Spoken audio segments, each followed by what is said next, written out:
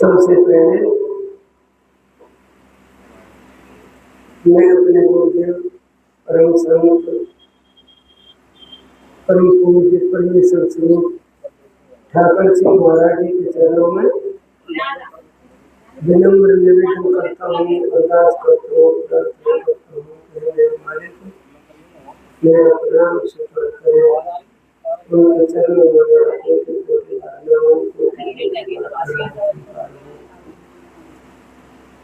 मेरे अनुभव से पहले भी उस आदि सत्ता ने महाराज कृपाल सिंह जी, बाबा सावन सिंह जी, महाराज देव सिंह, स्वामी जी महाराज और भी पहले नानक कबीर रविदास जी, दादू जी बहुत से महापुरुषों के रूप धारण किए हैं। तो मैं उन सभी के चरणों में विनम्र प्रार्थना करता हूँ, निवेदन करता हूँ कि वो भी मेरा प्रणाम स्वीकार करेंगे। उनके चरणों में मेरा कोटि कोटि बार नमन, कोटि कोटि बार प्रणाम स्वीकार हो। आज के मौजूदा सरकार महाराज जी से और भी वो सत्ता जिस पर काम कर रही हो, तो उनके चरणों में मेरा निवेदन है कि वो भी मेरा प्रणाम स्वीकार करें। उनके चरणों में मेरा कोटि कोटि बार नमन, कोटि कोटि बार प्रणाम। वो सत्ता आगे भी आती रहेगी, तो जो भी रूप धारण करे उनको भी मैं प्रणाम करता हूँ, उनको भी नमस्कार करता हूँ। आगे यहाँ आई हुई सात संगत, आपके चरणों में भी मेरा निवेदन है, मेरी विनती है कि आप भी मेरा प्रणाम स्वीकार करें। आप सबको मेरा प्रणाम, आप सबको मेरा प्रणाम। प्रभु की प्यारी आत्मा, महापुरुषों ने कहा है कि हम इस संसार में आए हैं तो यहाँ किसी भी प्रकार का सुख नहीं है। क्यों? क्योंकि ये आत्मा जो है परमेश्वर की अंश है, और जब कहीं संयोग होता है, मिलन होता है, तब सुख होता है, और जब विछड़न हो जाता है तो दुख होता है। ये महापुरुषों ने क्या, ये सांसारिक रीति भी है। तो जब हम अपने परमेश्वर के साथ थे आत्मिक रूप में, तब हम सुखी थे।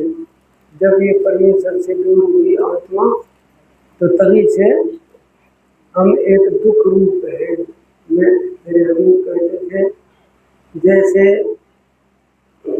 सेजोबाई जी ने कहा है कि धर्मन के सभी दुखी निर्धन दुख का रूप, साध सुखी सहजो सुखी पायो भेद अनूप।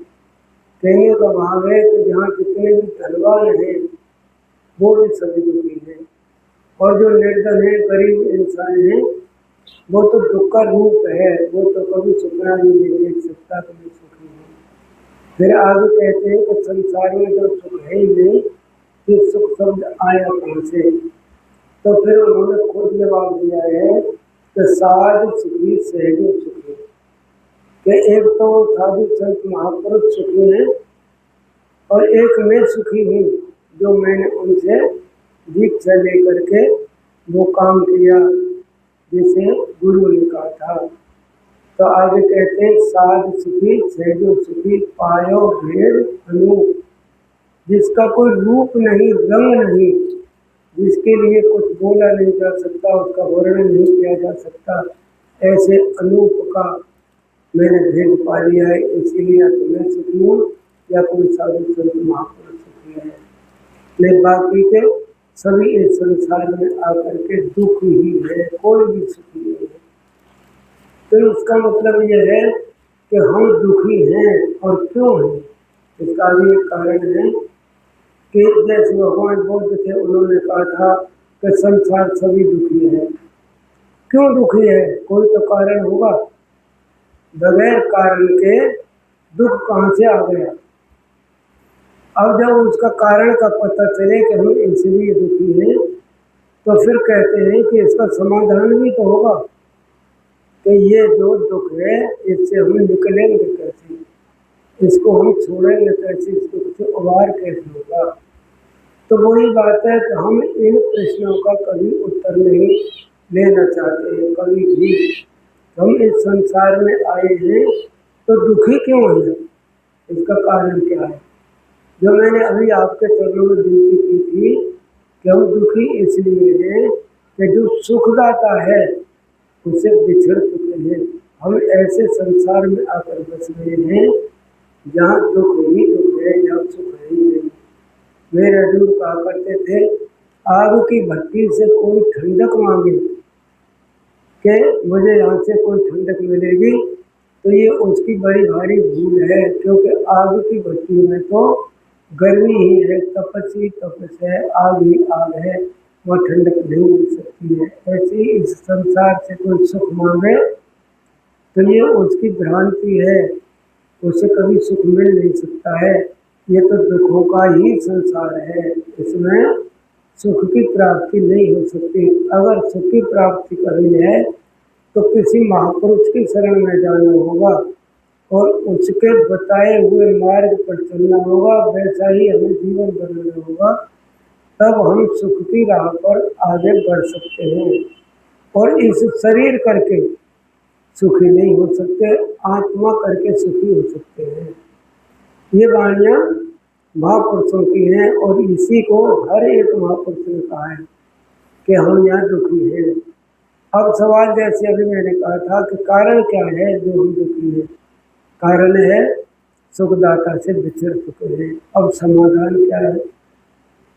अब समाधान भी तो होना चाहिए जो सुख का हम सुखी हो सके। तो समाधान जैसे मैंने अभी आपसे कही थी कि सहजो भाई ने कहा था कि साध सुखी सहजो सुखी पायो भेद अनूप। उसके भेद को अगर हम पा लें तो फिर हम सुखी हो सकते हैं।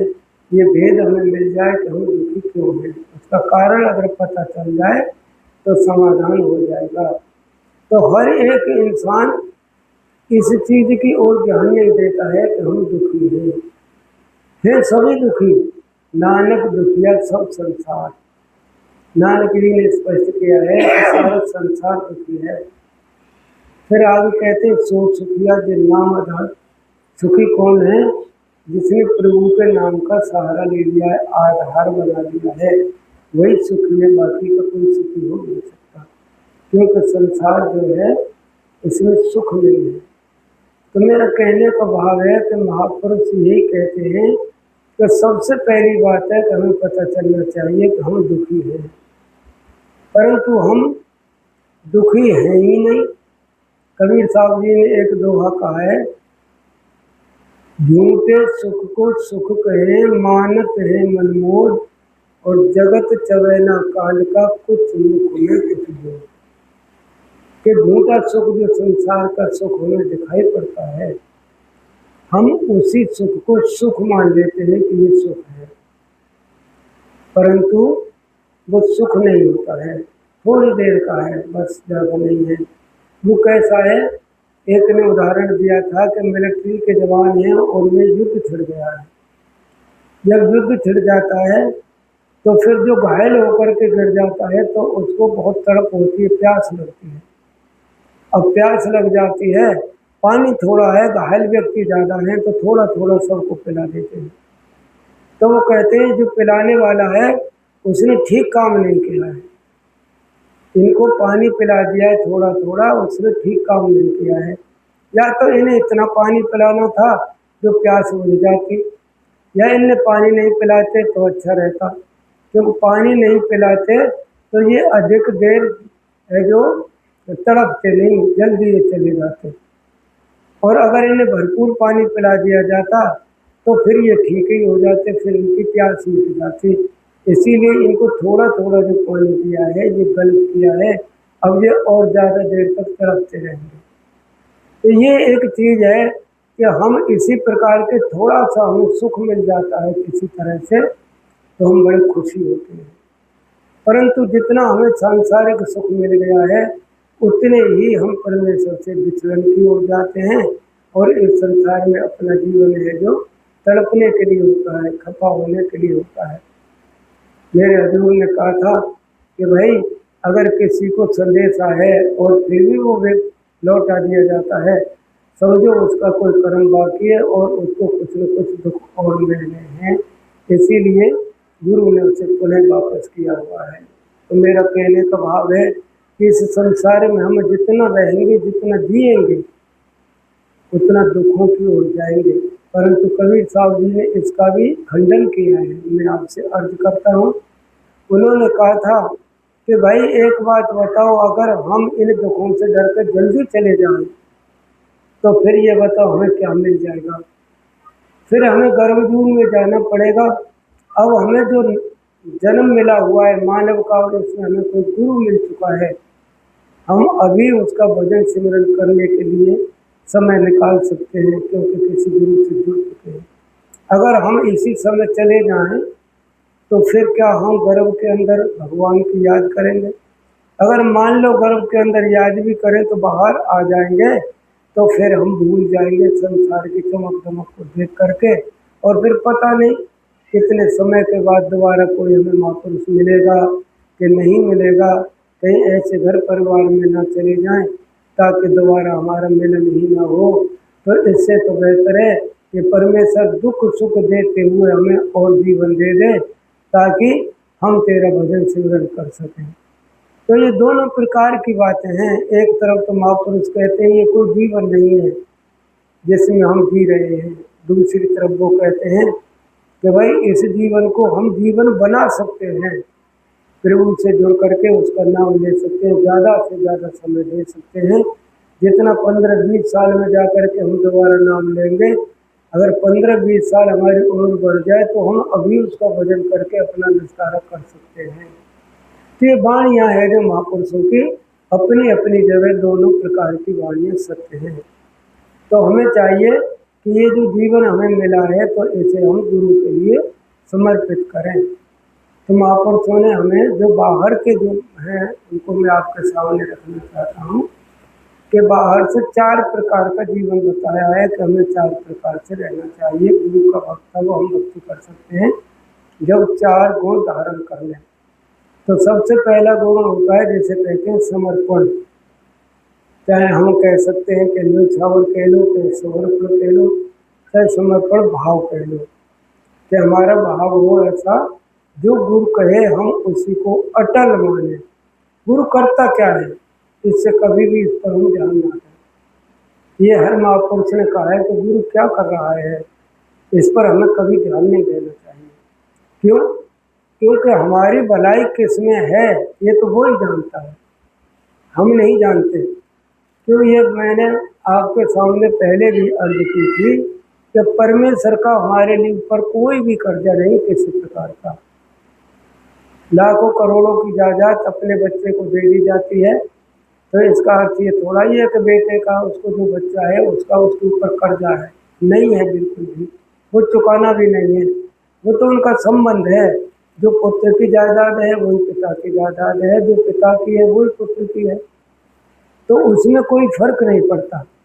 परंतु जो दूसरे का कर्जा है हमारे ऊपर वो हमें चुकाना पड़ेगा। तो जो मैंने आपके सामने पहले 4 प्रकार के कर्जा शायद रखे थे वो किसके? काल भगवान के हैं, वो हमें चुकाने पड़ेंगे। दयाल पुरुष जिसे हम अपना पिता कहते हैं, आत्मा का पिता कहते हैं, उनका हमारे ऊपर कोई कर्जा नहीं है। तो उनका कर्जा क्यों नहीं है? क्योंकि हम उनके पुत्र हैं, वो हमारा पिता है। तो हमारे ऊपर कोई कर्जा नहीं, सिर्फ उनकी बख्शिश विरासत है।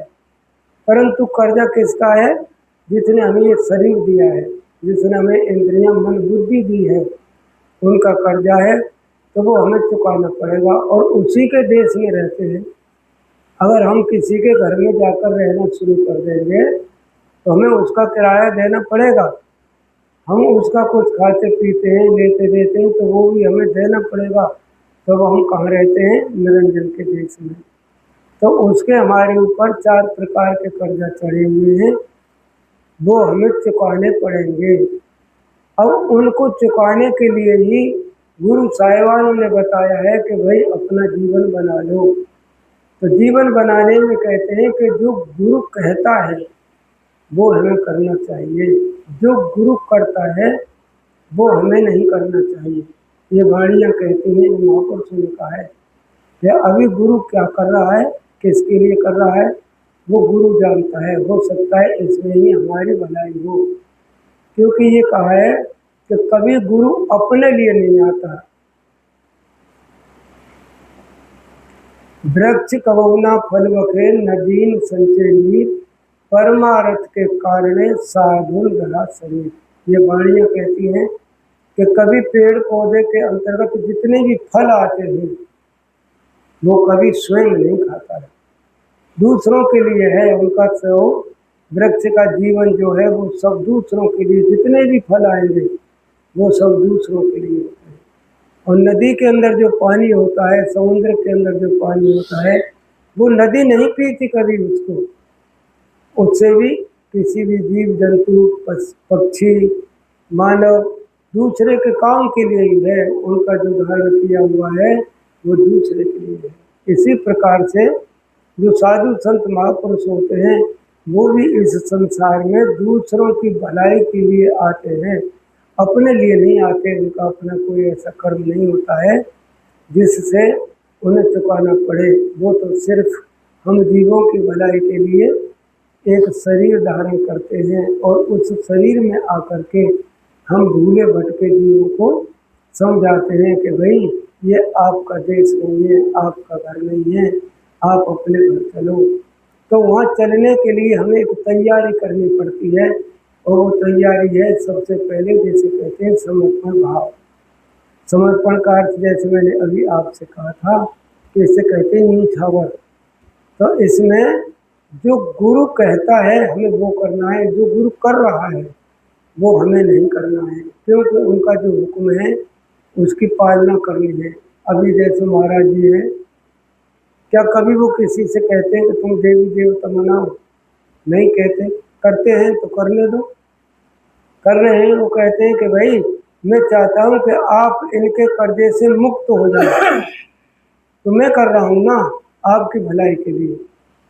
आप क्यों करते हो? आपको तो भजन करने की ही इजाजत है, आप भजन करो, भजन करो, भजन करो। अब जो गुरु जी कह रहे हैं हमने वो तो करना छोड़ दिया, अब गुरु जी कर रहे हैं हमने वो करना शुरू कर दिया है। ये हमारी गलती है, हमें नहीं करना चाहिए, जो कह रहे हैं वो करना चाहिए। तो एक उदाहरण आती है कि एक गरीब आदमी था, 3 प्राणी थे, एक आप थे, एक उनके घरवाली थी, एक लड़की थी।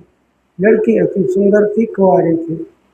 तो पहले जमाना कुछ ऐसा था कि राजा महाराजे जब निकलते थे तो कोई लड़की उनकी नज़र में आ जाए और सुंदर हो तो गरीबी अमीरी नहीं देखा करते थे, वो उस लड़की को मांग लिया करते थे और अपने घर पर रानी को वो जो भी है वो बना लिया करते थे। तो मंज की लड़की बहुत सुंदर थी। एक दिन वहाँ से उस देश के मालिक का कहो, राजा कहो, निकलना हुआ तो लड़की को देख करके वो खुश हुआ और कहने लगा कि ये मंज हमें दे दो, परंतु इनकार कर दिया कि हम ऐसा नहीं कर सकते, आप कहाँ राजे महाराजे, हम कहाँ गरीब इंसान, हम ऐसा नहीं कर सकते। अब देखो गुरुजी उनकी परख करना चाह रहे हैं। अब हम यही तो कहेंगे कि गुरुजी, परंतु गुरुजी किसी की परख नहीं करते। एक बार बाबा सावन सिंह जी ने एक उदाहरण दी थी, कुम्हार एक गढ़ा बनाता है तो मिट्टी से बनाता है, अंदर हाथ लगा लेता है और ऊपर से चोट लगाता है, ठपकी देता है। अगर अंदर हाथ नहीं हो तो घड़ा बन नहीं सकता है, घड़ा वहीं बैठ करके टूट जाएगा। तो कहने का भाव है कि अंदर हाथ लगा हुआ है और ऊपर से वो क्योंकि घड़ा बनाना है। तो जो महापुरुष होते हैं, गुरु होते हैं, ऊपर से वो थोड़ा परख करते हैं, परंतु अंतर में वही हौसला और वही ताकत देते हैं जिससे हम बच सकें। तो जो मंज जी थे उनकी उन्होंने परख करना चाहा। उनके गुरु ने एक अहलकारी को बुलाया और बुला करके कहने लगे कि भाई जा मंज को जाकर चिट्ठी दे देना। अब वहाँ से उनका एक शिष्य गया और मंज को जा करके चिट्ठी दे दी। मंज ने सबसे पहले सीने से लगाई, फिर मस्तिष्क से लगाई, फिर चूमा और उसके बाद उस चिट्ठी को खोल कर देखा। अब कितना बड़ा भाव है कि पहले कहाँ लगाई है, सीने से लगाई है कि हे मेरे प्रभु, आपने मेरी याद की, ये बहुत ही आपका शुक्राना है।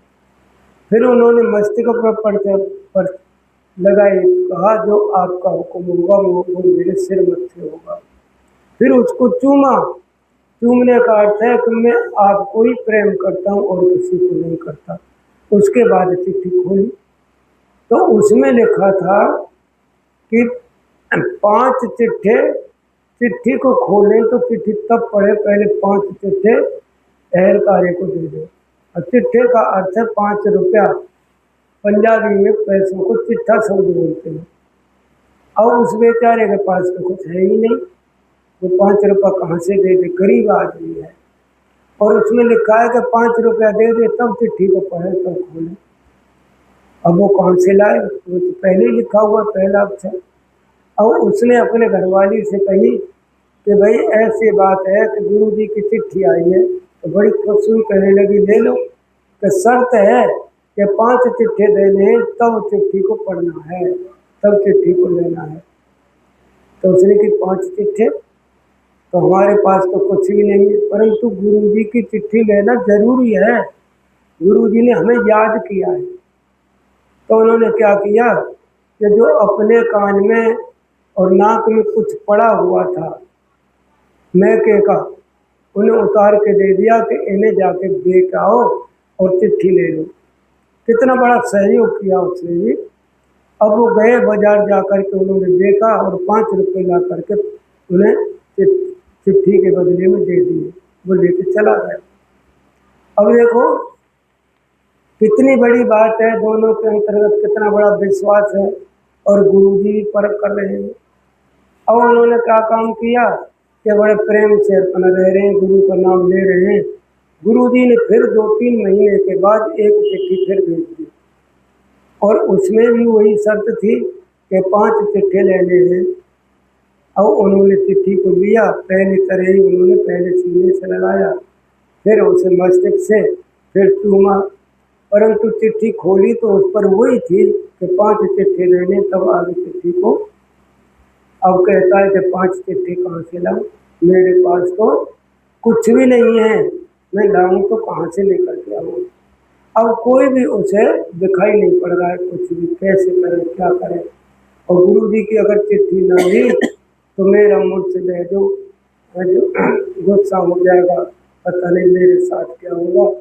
क्योंकि गुरु नहीं रूठना चाहिए, अगर हरि रूठे तो रूठे, कोई बात नहीं है, गुरु मना लेगा, परंतु गुरु रूठ जाए तो फिर मैं कहाँ जाऊँगा। ये कबीर साहब जी ने स्पष्ट कर दिया है। तो उस बेचारे को कुछ नहीं सूझा। अब वो कहने लगा कि भाई एक दिन है जो राजा आए थे, वो लड़की का हाथ मांग रहे थे, न हो तो ऐसा करे कि लड़की को दे दे और 5 चिट्ठी ले ले। अब बताइए, का नियम तो नहीं है, परंतु पहले ऐसा होता था कि लड़की के ऊपर पैसे ले लेते थे। तो उन्होंने कहा कि आप ठीक कह रहे हैं, बेटी का ब्याह भी हो जाएगा और गुरु जी की बात भी रह जाएगी। तो कहने का मेरा भाव है कि उन्होंने अपनी लड़की को दे दिया और 5 रुपया लेकर के फिर उसे दे दिया अहलकारी को। अब फिर अपना भजन सिमरन करते हैं। 2-3 महीने के बाद फिर एक चिट्ठी भेजी थी। अब उस चिट्ठी में जो भेजी थी तो उन्होंने कहा अब तुम्हारे पास कुछ भी नहीं है, डर था, परंतु उन्हें क्या पता है कि गुरु ने क्या कहा है, क्या करना है। डर था कि पहले तो हमने 2 बार जैसे था कुछ रख लिया है, परंतु अब तो कुछ ही नहीं है। अब गुरु जी की चिट्ठी आई, पता नहीं क्या होगा। अब वो जो चिट्ठी ली तो पहले ही अहलकार कहने लगा कि भाई अब की बार कोई शर्त नहीं है, तू उसको खोल के पढ़ के देख ले। अब उसने जब वो खोली, पढ़कर देखी तो उसमें लिखा था मंज जिस हालत में वो डेरे चला आए। अब है जो उसने पहली ही लाइन पढ़ी कि मंज जिस हालत में वो डेरे चला आए। अब हालत तो उसकी वही थी, गरीबी में था, फटे पुराने कपड़े पहने हुए था और उसके पास कुछ था ही नहीं। घरवाली से जाकर बोला कि गुरु जी की चिट्ठी आई है, तो वाली के ले लो। मान के अब की बार मांगा कुछ नहीं है, एक शब्द का है कि मंज जिस हालत में वो डेरे चला आए। तो उन्होंने कहा इससे बड़ी बख्शिश क्या होगी, चलो। और दोनों प्राणी जो डेरा के लिए चल दिए। जैसे भी थे अपने फटे पुराने कपड़े जो भी थे गरीब इंसान को भाई, अब डेरे में पहुंच गए। अब वो क्या काम करते हैं कि उनके घरवाली तो लंगर में काम करती है और मंज जो है वो जंगल से लकड़ी लाते हैं और वो जो लंगर के लिए, और तब उसके बाद खाना खाते हैं। अब कुछ दिन बीत गए तो गुरुजी पूछने लगे, भाई ये बताओ कि मंज आया कि नहीं आया। यानी कि गुरुजी को तो उसी दिन आ गया था, तो अकेला आया है कि नहीं, दोनों प्राणी आए, वो दो ही थे। अच्छा ये बताओ करते क्या है। तो कहने लगे जी उनके घरवाली तो लंगर में काम करती है और मंज क्या करता है, तो मंज जंगल से लंगर के लिए लकड़ी लेकर आता है। लकड़ी लेके आता है कि हाँ। अच्छा ये बता खाता कहाँ से है, कि हजूर लंगर से ही खाता है। तो क्या उसकी क्या सेवा हुई।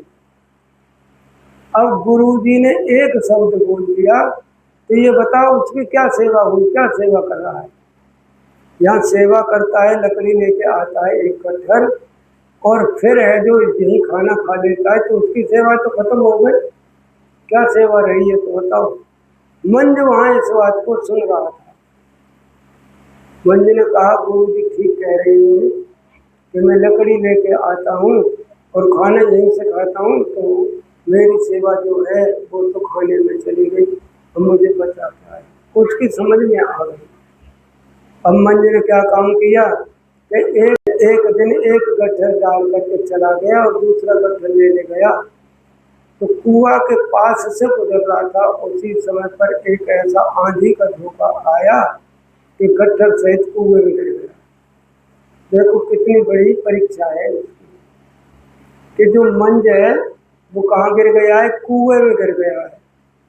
और गुरुजी कहने लगे भाई चलो जंगल की ओर चलना है और रस्सी ले चलो।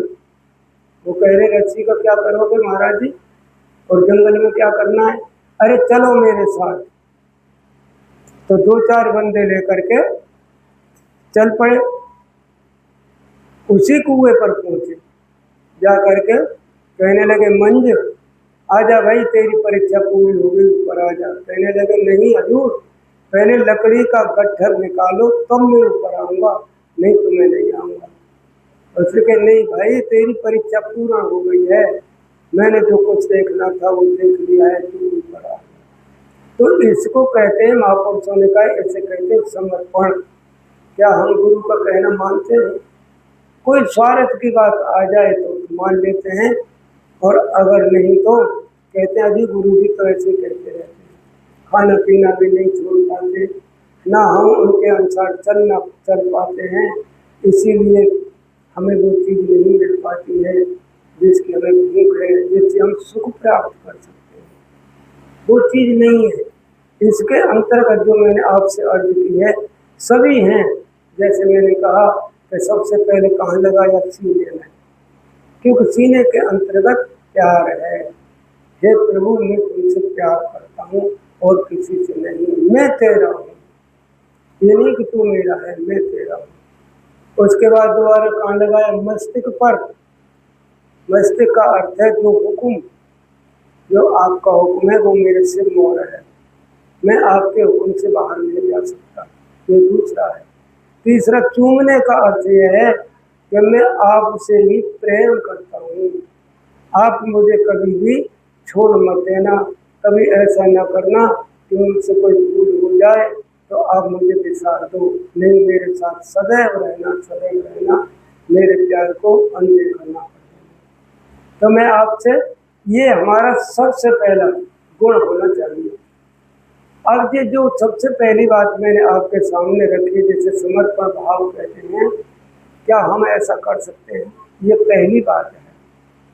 अब ये जो मैं 4 गुण आपके सामने रख रहा था उनमें ये पहला गुण है। अब दूसरा गुण होता है जिसे कहते हैं संतोष। वे मन सदा संतोष लिए, हर नाम मजीठे रंग। ये नानक जी ने कहा है कि हमारा मन जो है कभी भी संतोष में नहीं रहता है। और संतोष में कब आएगा?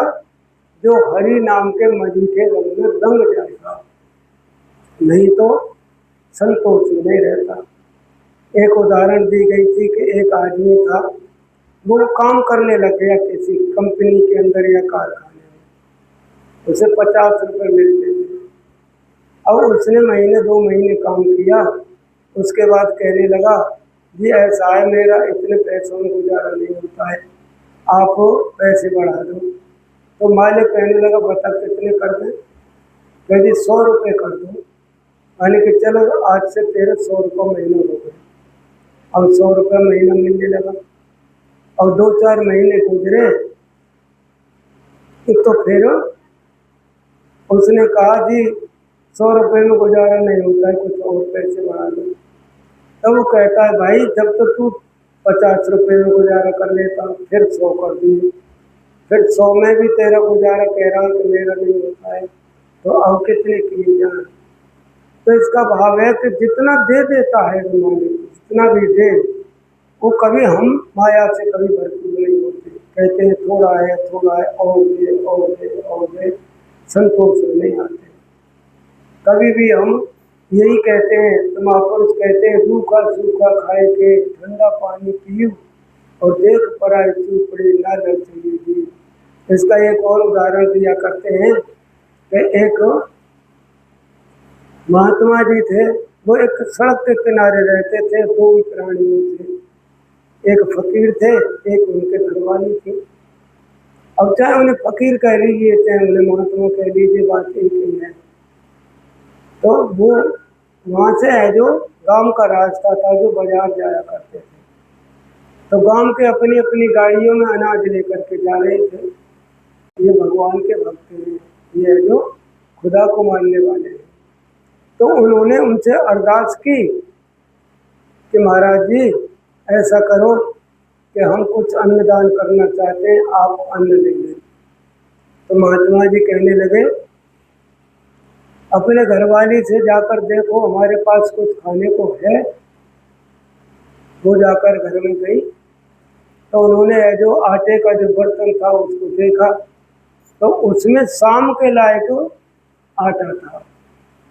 अब वो कहने लगी कह दी शाम के लिए तो आटा है, शाम के लायक है?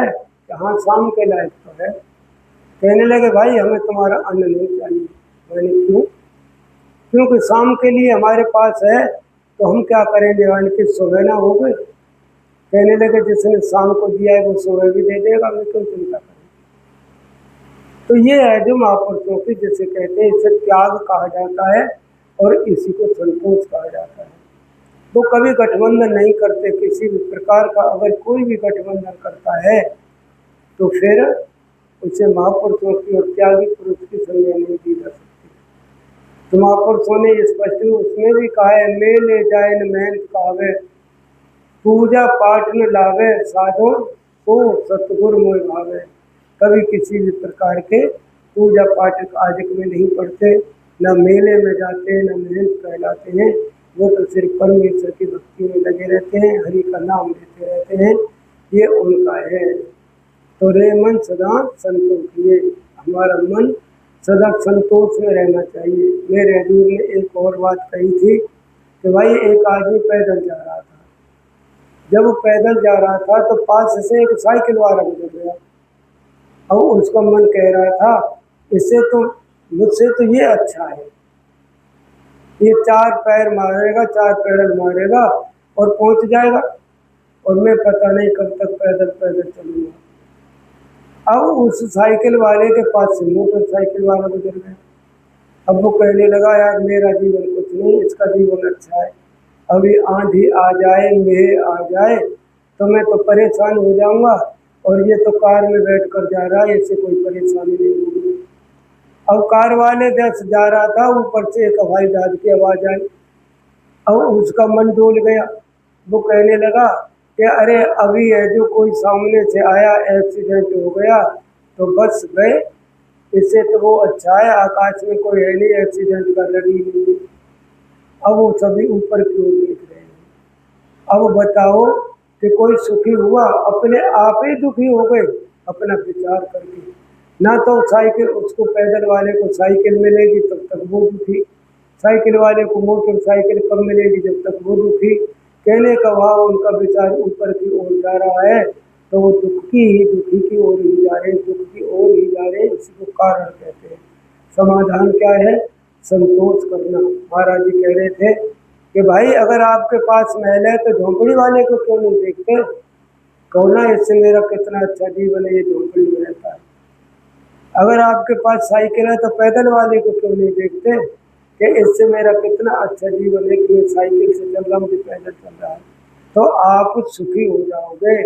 आप अपने से नीचे वाले को देखो, ऊपर की ओर ध्यान ही मत दीजिए, तो आप सुखी हो जाओगे। तो मेरे कहने का भाव है कि भजन सिमरन के अंतर्गत सुखी होने के लिए, भजन सिमरन करने के लिए एक संतोष चीज भी जरूरी है। तो जितना हमको परमेश्वर ने दे दिया है, बंदे उसी रंग में रहना जिस रंग राखे राखन हार, ये लिखा है। वो चाहे तो तखत बिठा दे, वो चाहे तो भीख मंगा दे, मुख से कुछ नहीं कहना जिस रंग राखे राखन हार। ये क्यों कहा है महापुरुषों ने? हम ही को समझाने के लिए कहा है। ऐसा नहीं है कि किसी पशु पक्षी को समझाया जाए, मानव को समझाने के लिए ये वाणियाँ उन्होंने रखी है। तो हमें उसी में रहना चाहिए। कहते हैं ना, जाकी कृपा पंग फिर लंगे, अंधे को सब कुछ दर्शाई, बहरो सुने मुख फिर बोले, रंग चले सिर छत्र धराई, चरण कमल बंधो हरलाई। हमें संतोष रखते हुए उसके चरण कमलों में की वंदना करनी चाहिए, क्योंकि वो सब कुछ करता है, सब कुछ करता है, कोई दूसरा नहीं है। करने हारा कौन है? एक परमेश्वर है, जिसे हम गुरु की भी संज्ञा दे सकते हैं। तो ये दूसरा गुण है। दूसरा गुण कौन सा है? जैसे पहला समर्पण है और दूसरा संतोष है। जितना हमको जैसा भी दे दिया है, दुख का जीवन है तो भी संतोष कर लीजिए, और थोड़ा सुख का जीवन है तो भी संतोष करो। अगर हम संतोष नहीं कर पाते हैं तो समझ लीजिए हम अपने जीवन में धोखा खा रहे हैं। तो इससे आगे तीसरा गुण महापुरुषों ने बताया है, विश्वास। और विश्वास शब्द का अर्थ क्या है? इसको हम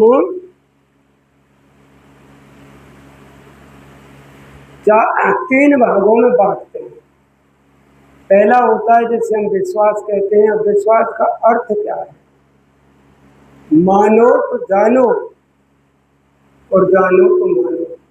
पहला विश्वास का अर्थ है कि गुरु की बात पर विश्वास करो, गुरु के वचन पर विश्वास करो, और मान करके फिर वो कर्म करना शुरू कर दो। ये पहला विश्वास है। और कर्म करके अगर हमें कुछ प्राप्त हो जाता है तो ये अटल विश्वास है। मैं आपसे एक प्रार्थना कर रहा हूँ, इसको आप समझने की कोशिश करना। तो विश्वास का अर्थ क्या है? विश्वास का अर्थ है कि जो गुरु कह रहा है, हमें गुरु के ऊपर विश्वास करके वो बात मान लेनी चाहिए, और मान करके उस कर्म को करना है जो गुरु ने बताया है। और उससे अगर हमें कुछ मिल जाता है तो उसको अटल विश्वास कहा जाता है। पहला है मानो और दूसरा है जानो। फिर हम जान गए तो अटल विश्वास है। परंतु हम दो के बीच रहते हैं। जो पहला कौन सा है? अविश्वास। कि हम, पहली बात यह है कि किसी के ऊपर विश्वास ही नहीं करना चाहते। हम कहते हैं कि नहीं जी, पता नहीं है, पता ही नहीं, कोई भी पता नहीं है कि ये सत्य है या असत्य है। सब भ्रम में घूमते रहते हैं, सब भ्रम में घूमते रहते हैं। दूसरा है जिसे कहते हैं अंधविश्वास। अंधविश्वास का अर्थ क्या है? अंधविश्वास का अर्थ है, जैसे हर एक महापुरुष ने कहा है कि तुम मुझे मानते हो परंतु मेरा कहना नहीं मानते। इसको अंधविश्वास कहा जाता है। माना कि गुरु जी हैं, गुरु जी है। गुरु जी कौन है? सब सुखदाता है, हमें निस्तारण करने हारे हैं, हमको हमारी नैया पार करने हारे हैं। परंतु उनका कहना नहीं मानते। वो कहते मुझे तो मानते हो परंतु मेरा कहना नहीं मानते। भाव उनके कहे अनुसार हमें परमेश्वर के कार्य, जिसको परमार्थ शब्द बोला जाता है, जिसे निष्कर्म बोला जाता है, भजन सिमरन नहीं कर पाते। हम अपने कर्जा उतारने के लायक भी नहीं कर पाते, ज़्यादा तो तब करेंगे। हालांकि महापुरुष कहते हैं कुछ भाई परमार्थ का काम भी कर लो, कुछ अपने लिए करो तो आप कुछ दूसरे के लिए भी कर लो। कुछ ऐसे जीव है बेचारे जो नहीं कर पाते हैं, तो कुछ उनका भी भला हो जाएगा जब आप कुछ आगे करोगे। तो विश्वास का अर्थ है कि जब तक मैं इन नैनन अलख लखावे, सो सतगुरु मोय भावे, पर्दा दूर करे आंखन को, निज दर्शन दिखलावे साधो, सो सतगुरु मोय भावे। क्या वो कहते हैं कि भाई अभी मैं सुन रहा हूँ, अभी मुझे पूर्ण विश्वास नहीं है। कब होगा? जो इन नेत्रों से मुझे जो अलग है, निरंजन है, जिसको हम देख नहीं सकते, उसको दिखा दे, उसका दर्शन करा दे। निज का अर्थ दो है। निज कहते हैं अपने आप को, निज कहते हैं परमेश्वर को। निज का अर्थ है मैं अपने आप का भी ज्ञान कर सकूं कि मैं आत्मा हूँ, और मैं परमेश्वर का भी ज्ञान कर सकूं कि वो ही है, दूसरा कोई नहीं है। आज अंत एक हो अवतारे, उसका भी ज्ञान कर सकूं, जिसको निर्दर्शन कहा जाता है। हम सभी जीव हैं, सभी बैठे परमेश्वर का भजन भी करते हैं, और हो सकता है मालिक की हमारे ऊपर दया कृपा हो जाती हो तो कुछ न कुछ अंतर में भी देखते हैं। परंतु बड़ी थोड़ी सी हमें विडंबना है कि हमने सब देखा, परंतु किससे देखा? आत्मा से नहीं। शरीर करके देखा है, मन करके देखा है। शरीर के ऊपर ही हमने स्थूल को छोड़ा, सूक्ष्म में चले गए तो सूक्ष्म शरीर भी तो है। उससे आगे गुरु की कृपा हुई तो कारण में चले गए, वहाँ कारण शरीर है। आत्मा कैसी है ये हम देखने में अभी असमर्थ रहे, और जिस पर कृपा हो गई, आत्मा को देख लिया, तो वो परमेश्वर की ओर अपने आप चल पड़ेगा। अब बताओ उसे विश्वास है क्या? विश्वास जो अपनी आंखों से कुछ देख ले, निज दर्शन कर ले, तो उसे तो पूर्ण विश्वास है ना, अटल विश्वास है ना। तो एक कबीर साहब जी का उदाहरण दिया करते हैं, शायद आपने पहले भी सुना होगा। उनके एक शिष्या थी जिसका नाम था इंद्रामती जी। वो भजन पर बैठी। वैसे तो यही बात दादू एक दयाबाई जी की जो है, जो चरणदास की शिष्या थी, और सहजो बाई की छोटी बहन थी जिनका नाम दयाबाई था। उनका भी यही है, जो इंद्रामती जी का था उनका भी यही है। जब वो भजन सिमरन पर बैठी तो उनकी समाधि लगी, तो उन्होंने अंतर में जाकर क्या देखा कि जो सतपुरुष की गद्दी है तो उस पर चरणदास जी बैठे हुए हैं। जब दयाबाई जी ने ये देखा तो उन्होंने बड़ी खुशी हुई। कहते हैं कि परमेश्वर परमेश्वर परमेश्वर तो मेरा गुरु है। तभी तो उनको कहा जाता है, अनेक नाम किए जाते हैं, उनको कहा जाता है निराकार। अभी हम इस चीज को समझने में थोड़े विडंबना की ओर जाते हैं। निराकार का अर्थ क्या है? निराकार का अर्थ है जाती रही भावना जैसी, और निज मूर्त देखी किन कैसी। हम जिस मूर्ति में उसको चाहते हैं वो वैसी मूर्ति धारण कर लेगा। ये है सबसे बड़ी बात हमें। तो जो गुरु अपना होता है सतपुरुष की गद्दी पर, क्योंकि हमारा विश्वास कहाँ टिका है? अपने गुरु में। हमारा प्यार कहाँ लगा है? अपने गुरु में। तो सतपुरुष की गद्दी पर हम अपने गुरु को ले आएंगे। जब उन्होंने अपने गुरु को देखा तो फिर क्या हुआ? दौड़ी दौड़ी गुरु जी के पास आई, बड़ी खुश थी। कहने लगी क्या बात है, आज इतनी खुश क्यों हो? तो कबीर साहब जी ने इंद्रामती जी को पूछा, उन्होंने दयाबाई जी को पूछा। तो उन्होंने कहा महाराज आपने पहले क्यों नहीं बताई? कहने लगा बताओ तो सही, हमने क्या छिपाया है? तो कहने लगे कि आपने ये नहीं बताया कि सतपुरुष में ही हूँ। तो गुरु जी कहने लगे क्या तुम पहले मान लेती? जब अपनी आंखों से देखा है तभी तो मान रही हैं, तभी तो आप कह सकती हैं कि मेरा गुरु सतपुरुष है। तो मेरा कहने का भाव है कि ये चीज़ हमारे अंतर्गत होनी चाहिए, उसको हम विश्वास कहते हैं। अगर हमें कुछ मिला ही नहीं है तो ना तो हम बाहर के विश्वास पर ही अटल हैं और ना अंतर के विश्वास की ओर ही जा पाते हैं। इसीलिए हमें विश्वास पहले बाहर से बनाना पड़ेगा, जिसको मैंने आपसे अर्ज की थी कि विश्वास करके, विश्वास मान करके, उनकी बात की आज्ञा को मान करके भजन सिमरन करना शुरू करें। और आज नहीं तो कल मेरे हजूर कहते थे, मनुख मजूरी देत है क्यों राखे भगवान। कि मनुष्य मजूरी देता है तो क्या भगवान रखेगा? वो भी नहीं रख सकता। वो आज नहीं तो कल अवश्य देगा। एक और उदाहरण दिया करते थे, एक मुसलमान फकीर जी थे। अब उन्होंने नमाज अदा की। अदा शब्द नहीं, अता शब्द है। हिदायतें उन्होंने जो थी उनको सिमरन किया, पढ़ा, और उसके बाद वो चल पड़े। तो मौलवी साहब थे, वो कहने लगे, भाई तुझे कुछ पता है? मैंने क्या? कि तेने जो नमाज अता की है वो खुदा को मंजूर नहीं हुई है। अब कोई तो है जो दुख मानेगा कि मैंने नमाज अता की और खुदा ने मंजूर ही नहीं की। परंतु वो बड़ा खुश हुआ, नाचने लग गया। कहने लगे, भाई तू नाच क्यों रहा है, क्या बात है? खुदा ने तेरी जो नमाज थी वो कबूल नहीं की और फिर तू इतना खुश होता है, फिर भी तुझे दुखी होना चाहिए। कहने लगे, क्यों भाई, एक बात तो बता, खुदा को ये पता है कि मैंने नमाज अता की है? मैंने हाँ ये तो पता है। तो कहने लगे, बस मेरे लिए यही काफ़ी है। जब खुदा को इतना पता चल गया तो बस मैं तो उससे जुड़ गया, आज नहीं तो कल कबूल हो ही जाएंगे। तो मेरा कहने का भाव है कि ये अटल विश्वास हमारे अंतर्गत आएगा और हम उस कार्य को करते रहेंगे तो आज नहीं तो कल कबूल हो ही जाएगी। इस विश्वास पर चल करके, अटल विश्वास को मान करके गुरु की आज्ञा पालन करो। अगर करना शुरू करेंगे तो आज नहीं तो कल कुछ न कुछ तो हमको वो देना शुरू कर ही देगा। ये तीसरी बात है। अब जो चौथी बात है जिसको हम अपने जीवन में हमें ढालना है, उसे कहते हैं करुणा। अब करुणा का अर्थ क्या है? वैसे मैं आपसे पहले भी अर्ज कर चुका हूँ कि मैं इतना कोई ज्ञानी पुरुष नहीं जो महापुरुषों की वाणी को ठीक से रख सकूं।